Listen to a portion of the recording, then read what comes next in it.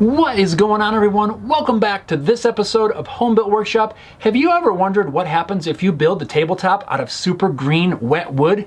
Let's find out in this episode as we put one together and hopefully it breaks apart. Make sure you stick around all the way to the end and we'll see what happens.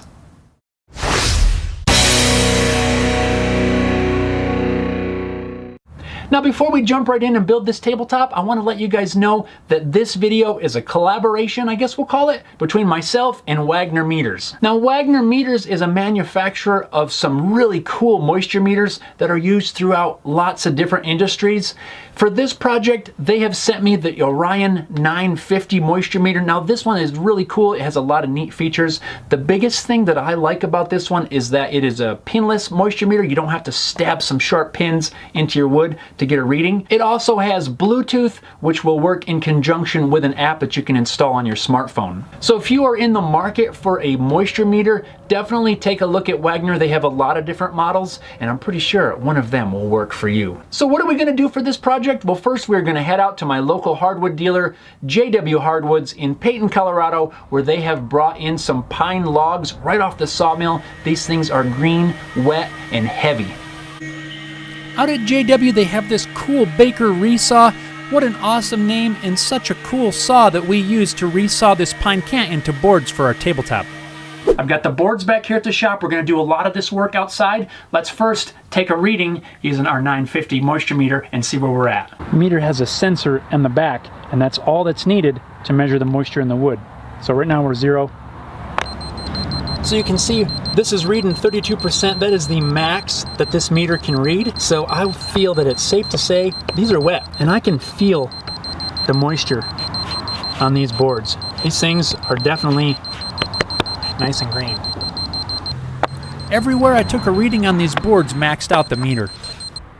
I'm going to begin breaking these pieces down. I'm going to start with my circular saw just because it's a lot easier to manage.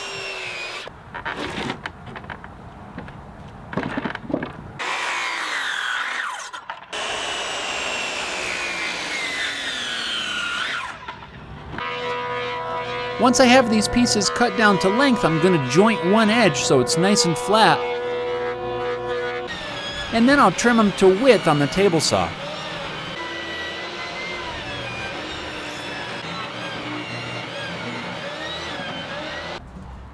And now I can just glue up this first panel.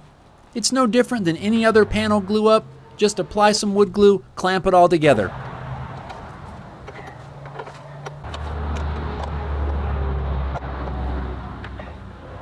While this glue is drying, I'm going to work on getting the aprons cut down so that we can get them attached. I'm just going to rip one of the wider boards down into narrower pieces to make up the breadboard ends.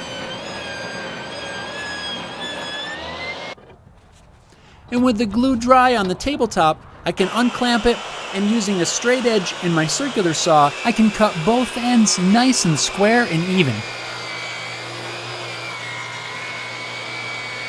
And now is hopefully where things will go awry. So the whole idea behind this project is to intentionally build this tabletop so that it will break. Here I'm drilling some pocket holes because I'm going to attach the breadboard end with glue and screws all the way across. I know, that's absolutely the wrong way to attach that. But we're trying to lock up all the wood movement so that something has to give as this wood starts to dry out. The fun part of the project really is the mystery. By locking up all the movement, I don't know what particular spot is going to give. Will it be a glue joint? Will it be a pocket hole? Will one of the boards break? I don't know. That's part of the excitement. Leave your comment down below. Let me know what you think it's going to be.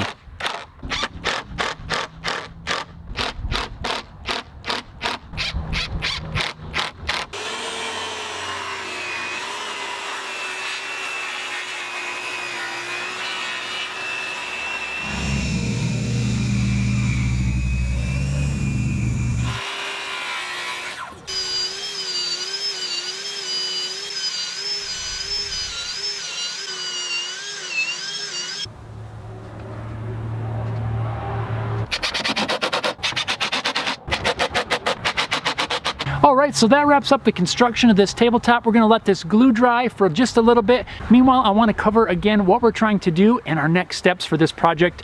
I want to reinforce the fact that I already know that we're building this thing incorrect. This has been the plan for this project all along.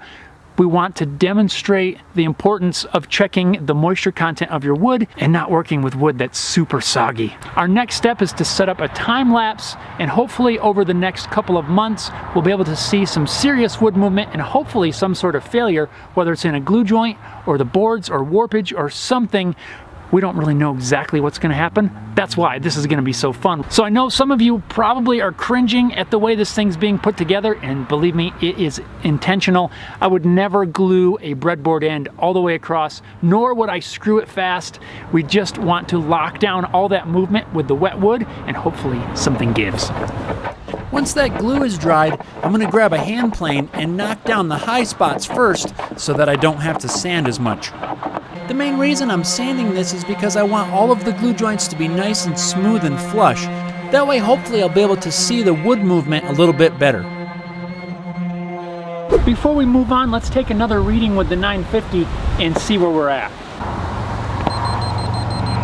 Oh yeah. I don't know if you can read that. I can press the hold button. 32%. So these things are still wet. Alright, so now we've got a little change of scenery here for what I hope is the most exciting part of this whole entire build. Right now I have the tabletop set up in the upstairs of my neighbor's barn. I was able to secure some space up there where we can just set this thing up for a couple of months. We've got a GoPro set up here. We're going to try to capture a time lapse for as long as possible. I'm going to be monitoring this thing, hoping that this time lapse will go and go and go, and we can record some sort of movement. Right now all the seams still feel nice and flush from where I sanded them. We're going to see what happens. So stay tuned and let's see how this pans out. So guys, really quick, before we jump into the time lapse, I just want to explain a couple of things. When I set this time lapse up, I set it up next to some windows so that it would help provide some good light. I also had some other lights in the room to kind of try to light this as evenly as possible. The thing that I did not take into consideration was the fact that, of course, during the day, the room is going to be well lit and bright, and at night, it's only going to have the lights that I have in the room. So when I speed up 6 months of this footage really fast, it's going to create kind of a strobe light effect between the daytime and the nighttime. So I just want to make you guys aware that if you happen to be sensitive to a strobe light kind of effect, proceed with caution. Just be aware that it is going to be some rapid changing of daylight and nighttime. That is just something that I didn't take into consideration for this. So I just want to make you guys aware. If you're sensitive to that sort of thing, proceed with caution. And now, let's jump into the time lapse. As we get into the time lapse, make sure you're paying attention to the glue joint down the center of the table. That's where we first start to see some sort of movement. And you can see right there where that crack split open. Throughout the rest of the time lapse, this crack just kept growing and growing and growing.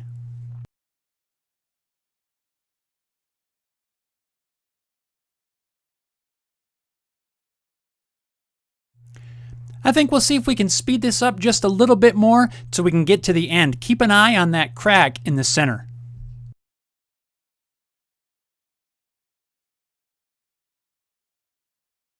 Well guys, we've come to the end of our time lapse. That was 6 months of keeping batteries charged, emptying SD cards, and watching this thing split right down the center. I'm sure you noticed fairly early on in the time lapse where this crack started to open up down here and it just worked its way up.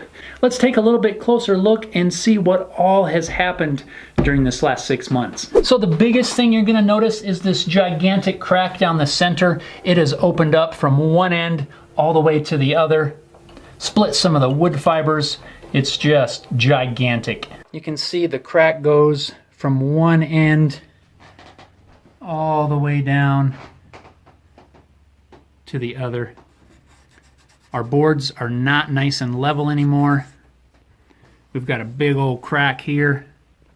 On the edges, you'll notice where they were nice and flush when we started. Now there's at least 1/8 of an inch of a gap where this wood has shrunk. We have the same overlap on all four corners. This is the biggest one. This is probably close to 1/4 of an inch. Overall, the table stayed relatively flat. Most of the movement was in the glue joints. Let's take a moisture reading, see where we're at. Right here, we're measuring 6.4%. 6.4. As I take more readings around the table, I find that it ranges anywhere from about 5.9 to 7.2. So I feel pretty certain that this wood has dried out. It's really not going to get much drier here. Well guys, I hope you found this a fun experiment and a good lesson to know what the moisture content is of the wood you're working with and why we want to make sure it's nice and dry. If you're looking for a moisture meter, be sure to check out the Wagner Meters line of moisture meters. They have a bunch of different options, but this 950 works really awesome. Thanks a lot for watching, guys. I hope you enjoyed it. Hit that thumbs up button if you did. Thanks a lot for watching, and we'll see you next time.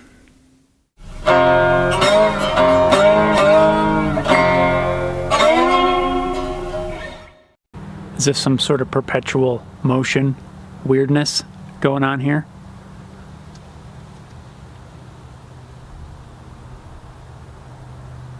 A GoPro in the other camera? That's weird. Shoot. It won't work. Just yet.